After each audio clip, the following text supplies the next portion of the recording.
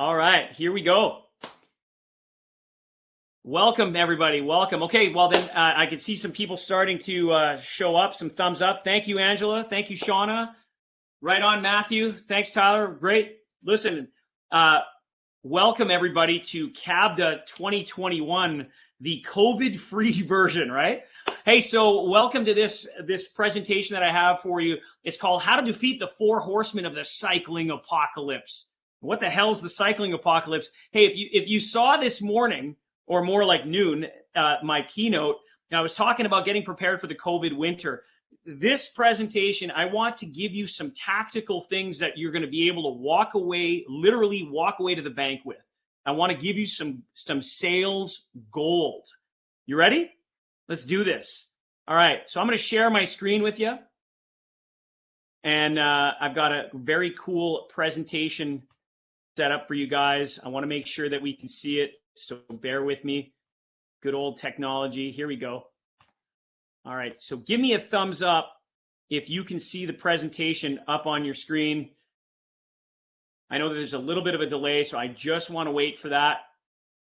Let me know if you guys see the presentation up on screen. I see Shelly Patterson giving me a thumbs up. Trey's giving me a thumbs up. Christopher Worrell, hey man.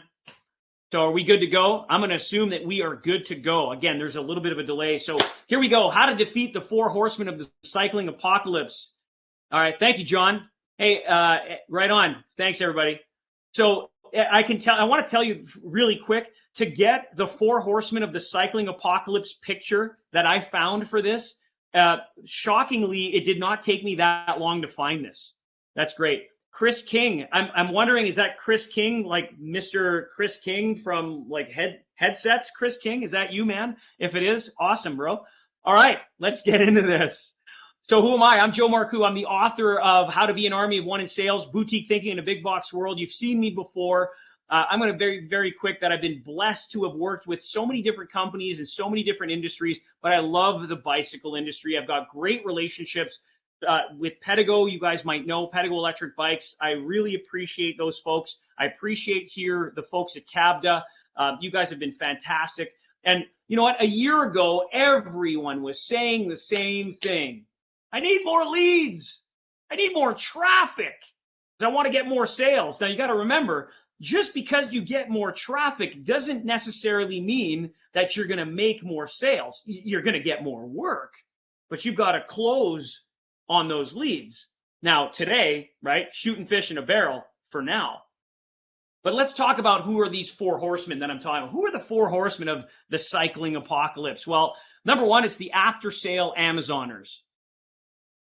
You know those people, the people that buy, accessories that you have up on your damn walls already, but they come back into your store 2-3 weeks later and saying, hey man, can you assemble this for me?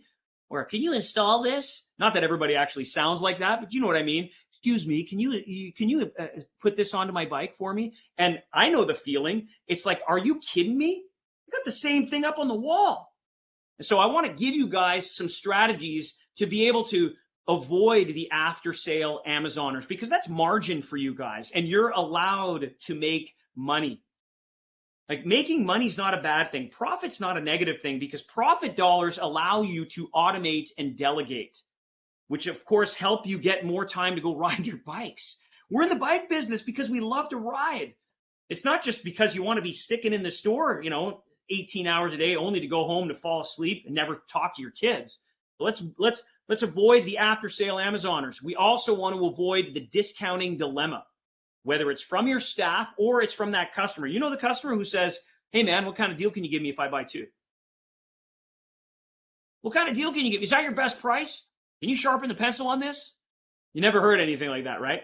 Then it's the purist. We'll talk about the purist and the direct consumer. I want to give you guys some strategies that you can walk away with today. So let's talk about the after sale Amazoners. You know that guy. He walks into your store with that exact same box and he says, hey, can you put this on my bike for me? Now, the challenge that I have to ask is this: why do people come to your store? So real quick, I know there's a 25-second delay. Write it down in the chat room. Why do people come to your store? Explain it to me and share it with everyone. Why do people come to your bike shop? Why do people come to visit you? Go ahead and throw it in there. And what we want to avoid while you guys are writing down your answers is we want to avoid to have these people leave your store and buy product that you already have available. And I know there's a supply chain challenge. There's no question about it, but you still have accessories. And by the way, some of you, yeah, Sheila, right on. For the experience. Thank you so much. People are coming for the experience. What are other reasons, guys? Quality service. Charles Robinson, right on. Expertise. Thank you. Customer service, number one. They're looking for expertise. Amazon does not install. You got that right. For the expertise, right on, guys. So here's the deal. Excellent service, variety, master wheel builder. Liz, you're clearly an artist. I love it. We explain what we're doing so they understand rather than just bring the bike into a back room. So good, David. Right on. So here's why, right? I wrote this down. Right on, Tom, for knowledge. You're experts, right? We provide no dumb, yeah, John. Convenience, me, the dog, coffee. I won't sell them anything they don't need, but help the ride better and have fun. Absolutely.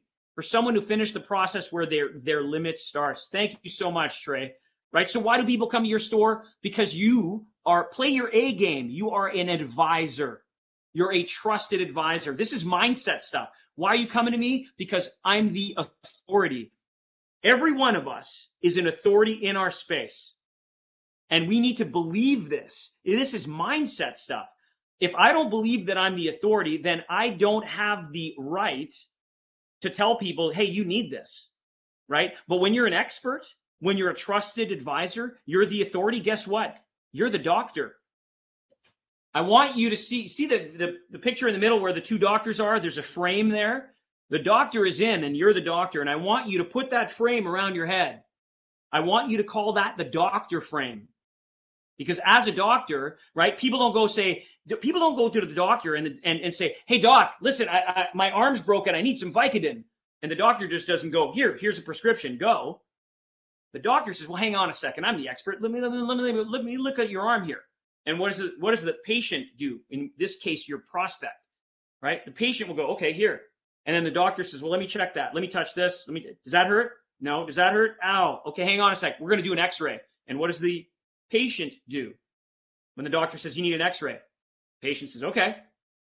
Right? Patient doesn't say, well, what kind of deal can you give me? The patient listens to the authority, right? So you're the authority. This is what you need.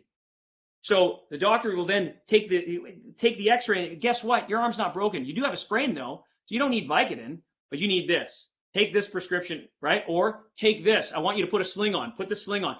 Take some Tylenol 3s here. Go talk to this, right? And I want you to come back in 2 weeks. What's going to happen? They're going to come back. Dave Abraham, thank you. You practice solutions. Right on. And so what we want is I'm suggesting to you that you be the doctor. Play the doctor role, but understand that you're the pro. So what does that look like? All right. You can't stay silent. You can't just expect the silent salesperson to do the work for you. Like some of you have accessories and you have this accessory list that sits there, but you don't actually use that list. You just point at it. Yeah, there's a list of accessories there. Taking an extra 30 seconds to tell somebody, hey, you know what? You're going to need a pump. Well, why do I need a pump for? Well, do you know that you're losing 3 pounds of tire pressure every week on any bike in this store? And if you don't check it, especially if you're on an e-bike, right? If you're using an e-bike, well, over like 3 pounds of tire pressure over 7 weeks, that's 21 pounds. Your tires gonna go flatter, which means your surface patch is bigger, which means your battery has to work harder to maintain speed. Listen, use a pump at least once a week, right? Oh, I've already got a pump at home. Does it have a gauge on it? Well, no, you need a pump.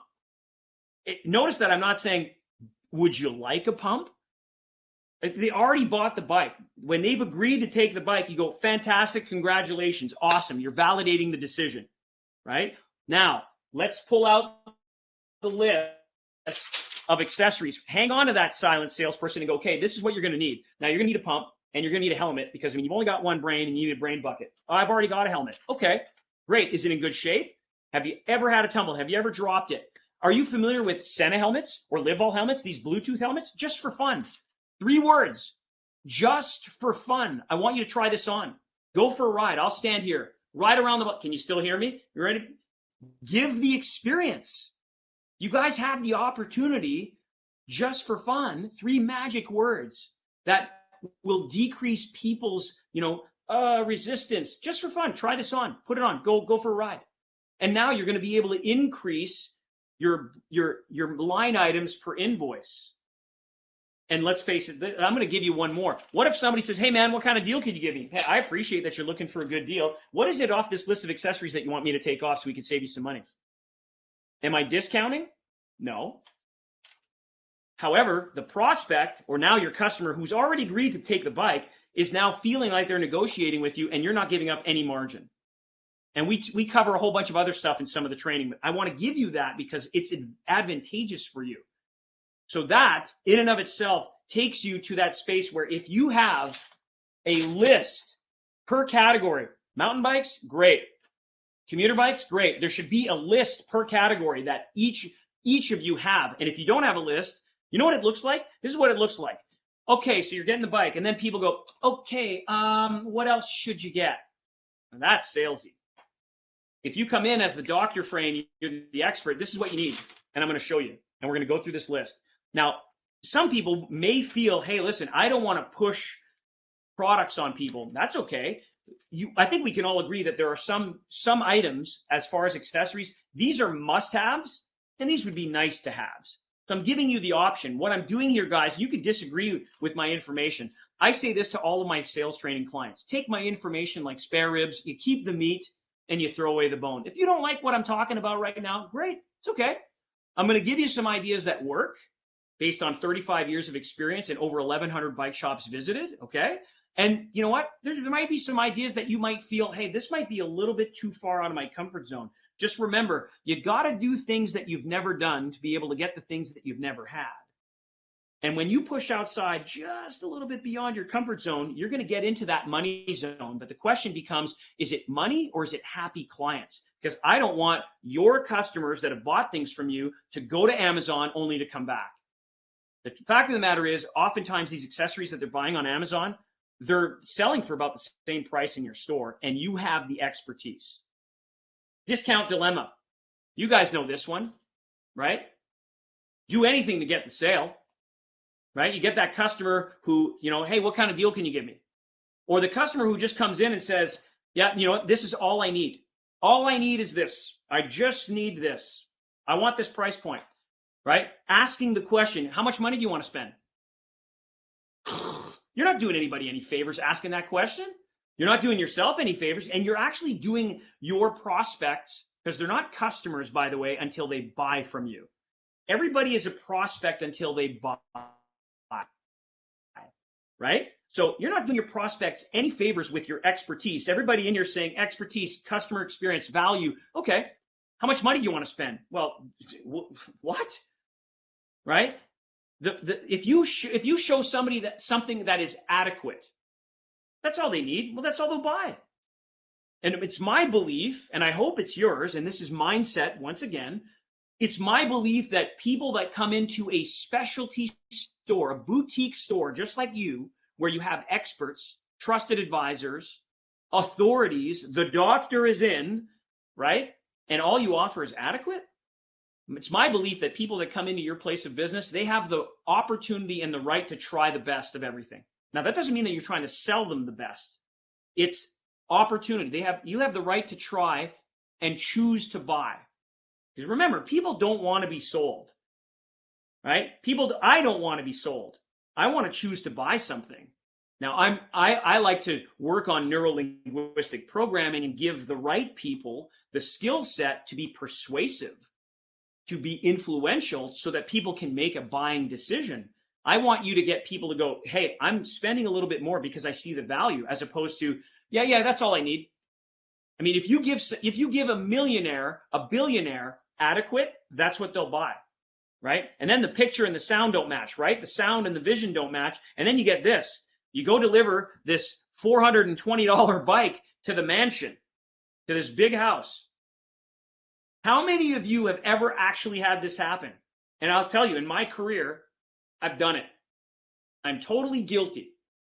Where somebody who loves quality, has the money to afford it, and yet they say, oh, that's all I need. And I didn't do them the service of, you know what, just for fun. 3 words, guys. 3 words. This is Joe Marcoux, just for fun. 3 words, just for fun. I want you to try this and give it a shot. That way they can make an educated decision, because that's what you guys do. You educate people, don't you? Well, if you give them that piece of crap, the entry level everything, and if you ever go do a delivery to somebody's home and you embarrassingly show up with an example of, and again, I'm using that internet bike as the example, it's like, holy moly, the picture and the sound do not match here, guys. So it's up to you. Are you the authority or not? And it goes down, you know, everybody's used to doing good, better, best, especially in the rush of COVID. We're going, hey, you know what? I'm going to show you this. And then if you spend more, you get something a little bit better. And if you spend even more, you can get the best. Now, here's the problem with this approach. The first product that the salesperson or you, the trusted advisor, show is technically the one that you generally have the most enthusiasm on. So if you go from good to better to best, your energy levels got to go through the roof. And you guys already know I'm a high energy guy, right? Because here's the thing, highest energy wins when it comes to sales. It's attracting people. Now, my suggestion to you as well, if you listen to it, if you spend more, you can get better. And if you spend more, you can get best. Well, guess what? I only need, it's adequate, right? Why would I go adequate? Flip the script, guys. I know most of you already know this, but maybe it's a reminder. Go best, better, then good. I'll show you the best that I have to offer. That's not being pushy. It's not being salesy. I'm giving you the choice. And you know what? Just for fun, here's the baby brother version of what you just tried, right? Now, unfortunately, you're going to lose this feature. You're going to lose this feature, right? You're going to lose the front suspension. It's got a stiff fork up front. You're going to lose the hydraulic disc brakes. You're going to get, you know, V brakes over here, but you're going to save about $1,000. But guess what, folks? People don't want to lose. They also don't want to spend more. However, I want to give them, like you said here in the chat, you guys said it, I'm giving them the best experience. I'm giving them the best options. And I want to give them the best ride possible. Good. Then give them the best options and they can choose. If you only show one product, I promise you they're going to leave. So my suggestion is best, better, good. Maximum of 3, minimum of 2, either or. That way, no is not on the table, right? And be prepared to ask. You got to ask for the sale. And asking for the sale is not being pushy. Don't confuse my enthusiasm for being pushy. I tell people that because if I believe in what I'm offering, then I'm not being pushy. I'm putting you on the right product. Best, better, good. A lot of people have that. If you look at this slide, a lot of people have that fear of, hey, I'm going to be that sales guy. I'm going to be that car. That's not what we do here in the bike industry. What we do is we're going to put people on the right product. You've been saying it in the chat, right? From start to finish, I'm going to put people on the appropriate product. Good, do it. And give people choices. Let them test ride. I mean, Butts on Bikes sells bikes. Let them test ride. Improving your sales skills. That's what's going to help you after COVID. Improving your sales skills is one of the ways that you're going to defeat the discount dilemma. Now, the question is, how do you dramatically improve your sales? Well, it's a mindset piece to start. Do you love your job? I'm sure you guys all do. I mean, we love the bike industry. Now the question is, can you learn to love selling? And this is a skill set. When you can actually get this to start understanding the concept of sales and truly get into this skill set. Sales is a perishable skill. If you don't practice it, you're going to lose it. And then you get into order taking and you're lowering your margin. And then you're not showing people enough line items that are going to get, you know, a problem where you're only showing, you know, the bike and a helmet and a lock. Meanwhile, they go online and they buy a light package, panniers, fenders, and rack, and they come back to you to ask you to install it. Yet if you learn to love sales, right? If you learn to love sales, and again, it's the mindset, guess what's going to happen to you and your business? You can scale it. And sales, by the way, literally can be measurable because you can measure the metrics of people coming in. You can measure the metrics of how many test rides you do. You can measure the metrics of people, hey, how did you hear about us?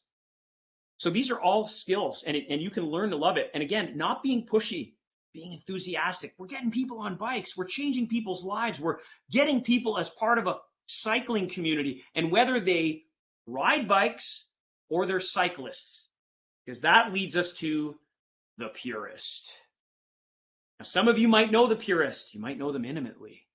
You know the purist, right? Oh my God. You know, we got this guy in the group. Oh God, I don't want him on my wheel. I don't want this guy on my wheel. Get him off me. No, Joe, I don't want this guy here. Oh God, single speed dude, right? Oh, e-bike guy, right? You know the purist. And if you see the photo on the right, the purist is giving the finger to the guy, right? And there's nothing wrong with being a cyclist. There's nothing wrong with it. There's nothing wrong with being competitive in sport. I love it. It's what drives technology. It's what drives us to create lighter bikes, faster bikes, bikes that can do some crazy stuff on the mountain. I get it. I totally get it. The industry, if we're going to keep growing the business, we need to be embracing people as opposed to repelling people. I'm going to tell you guys a story. 11 years ago, when I got into the bicycle industry, I was on the electric bicycle side. And I'll tell you what, I'm not going to name the shops, but there are more than one of you. 11, 10, 9 years ago, I walked into some of your stores and you used the F word profusely to me when I walked in with a certain electric bicycle. And I remember you. I remember you. Yeah, there's some people on the West Coast in Oregon. That's as far as I'm going to say. You know who you are because I know you know who I am. And one of you actually waited you set up an appointment to have all of your staff there. And right before I started the presentation, you then told me to get the F out of your store with the intent to embarrass me in front of everyone. And you know what? No problem. Because today we know where the electric bicycle is. It's shocking. And that actually happened, everybody. And I'm hoping that person is on this call. And I hope you feel the reality that, hey, you know what? Being a purist is one thing as an athlete. But the reality is, if we're going to grow people and get people the opportunity to ride a bicycle, like imagine somebody who's 70 years old and they've had hip replacement. You know what? The alternative is the e-bike. Like, why would I be, You know what? Good for you. You're out there and you're not sitting on the couch and growing. I want people to be able to live a better quality of life through the benefits of exercise. And listen, I'm a purist at heart. I love sport. Yeah. Guys, I'm with you. And I also love the business and I love the community that we can build and its mindset. So can you learn to love this other category that's the electric bicycle? Can you learn to love it? Can you learn to love the idea that there's a rookie who's coming in and you know what? Yeah, they might not necessarily be a part of your peloton. Oh, that's fine, right? They might not be able to do a race, right, as quickly as you. Are you still going to be able to support them and maybe advise them and give them some tips so that they can improve their game? That's mindset stuff. Can you learn to love these people? Because if you do, you can imagine what that's going to do to referrals to your business. Because and then if you can dramatically learn to love these people, you'll love your sales and you'll grow your business. Now, it's interesting because there's a race to the bottom that happens on both sides. I call there's people that are acoustic riders, right? Regular bicycle riders. And then there's the electric bicycle riders, right? There's both categories here. I want to be very clear that FDS, feature dumping syndrome, is alive and well in both of you guys' category, right? The electric guys are going to talk about the battery is lithium ion manganese cobalt 48 amp hour fit. What? Who cares? And then for the purists, right? Well, the effective top tube length is 508 millimeters, but the seat tube angle is 7.5. Listen, whoa. And I'm not saying that you guys don't need to know this stuff, but who's the customer? Because a lot of the people, they don't care. Like, they don't care. That doesn't mean that it's not important to know your stuff. It's totally important. You have product reps that are there to help you with product knowledge, and we have the internet. All of this information is so critical, but yet, what's more important? Is it the specs or is it the relationship with the prospect? the relationship with the customer so I can create a relationship with a raving fan. I create raving fans, guys. What are the questions that I would ask so that I could quickly get somebody on a bike, right? What can I do to get a butt on a bike super fast? Like, because if you say, so do you want to test ride one? The answer's going to be no. Want to take it out? Nope. Like, that's not the way you do it. But I hinted at it earlier. 3 words, just for fun. Just for fun. You know what? I'm going to go first. Monkey see, monkey do. If you go first and you show them how easy it is to do it, then you just go there and back. And then, you know what? Just for fun, you hop on. No, okay. If you're asking people at the wrong time, the answer is no. All right. People don't buy what you sell, they buy why you sell it. It's so important to know that, you know, it's not about spec versus spec, it's about why. If you go brakes versus brakes, motor versus motor, SLX versus SLX, and anything else, guess what? It's about price. What I want to prove to you that it is about why, your story. I'm going to finish off with this, guys. The direct-to-consumer brands. And there's a lot of them, and there's way more than these. Right? You've got 3 options in your business: best quality, best service, best price. What's the game that you're going to play? Okay? What's the game? If you play the price game, you're going what versus what. You can play quality and you definitely can play service. There's other things that come into this. It's how about best community? Right? How about best relationships? I mean, it's important. And then you're going to run into objections. I'm going to rip through this real quick. People are going to say, man, your product's really expensive in comparison to what I can get online. Well, an objection isn't a rejection. We don't want you to feel bad. So the goal is win-win. I'm ripping through this because I just had somebody come into my office here say, Joe, you're almost up. So I'm going to do this quick, guys. I'm showing you the SOS. It's the sales objection system. I do a thing called the dojo after Joe, just like a martial arts studio, and we practice handling objections live on Zoom. So 2-step system. Step 1, acknowledge. And step 2 is ask a question. So for the example, your product's expensive, right? Well, hold up. It's not just the words that we use. It's also the emotional response. You got to remember, when your emotions go up, your intelligence goes down. You don't want to say anything stupid, and you certainly don't want to get angry with somebody when somebody says, hey, your product's really expensive, and then you get all pissed off, and then you want to shoot somebody. I don't want that for you. Okay? And that stems from fear, because we don't want to have people buying online. So the skill of the SOS is to stay calm under pressure, be able to swim with the sharks and be cool about it. Because communication is 7% words. And again, a lot of people say, Joe, what do I say when I got to go speak to when somebody says I need to go speak to my wife, I need to go speak to my husband? What do I say what kind of deal can you give me? What do I say when I don't have the time? What am I supposed to say if I can't afford it? Tell you what, I know what to say, but it's not just the words. 38% of the way that we communicate is tone of voice. If you don't use the right tone, game over. But even more important than that is 55% of the way we communicate is body language, right? I mean, I could literally say, I can appreciate that you're looking for a good deal. What exactly did you have in mind? What's my head saying? No, but I wasn't rude about it, right? That's part of neurolinguistic programming, and it works, and it takes practice. You can't just read a book about it. So when you hear, hey, your product's too expensive, thanks for letting me know how you feel. What exactly are we comparing it to? I didn't say, what are you comparing it to? I didn't push somebody away and be exclusive. I said, what exactly are we comparing it to? I'm being inclusive. I'm bringing them in. I'm their friend, which you are too. I know you are. But objections can have disguises, right? Like your product's too expensive could be, wow, that's a lot of money. I had no idea that people would spend this kind. Is that in pesos? Are you nuts, bro? It's still the same. That one objection, your product's too expensive, you still handle it with the 2-step process. Step 1, acknowledge, hey, thanks for letting me know how you feel. Step 2, ask a question. What exactly are we comparing it to? Now, if somebody says an online product, right? The consumer direct brand, what exactly are we comparing it to? Let's use Rad Power. Well, I can get a Rad Power for half that price. You know what? Acknowledge. I totally appreciate the fact that you're doing your research. Ask a question. How important is local service, support, and maintenance to you?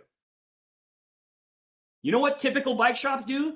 Your product's too expensive. Thanks for letting me know how you feel. Compared to what? Or then it's, I can get a Rad Power for half that price. Well, you know, if you buy it online, nobody's going to fix it. You know, the internet doesn't fix your bike. That approach ain't getting you nowhere. If you take this approach, it works, and you got to practice it. It helps you build know, like, and trust. You got to know what to say, how to say it, and how to use your body language to really bring it home with conviction. Then what's the point? It's to build deep relationships. That's the point. So I have a thing that's called the SOS Dojo. It's 30, honestly, it's 45 minutes of intimate group sessions, max of 6 people, live. It's not a video. We are live like I am now in groups of 6. Culture of progress, accountability. It's fun, 100% money back guaranteed. This way you can sweat more in the training and bleed less in battle.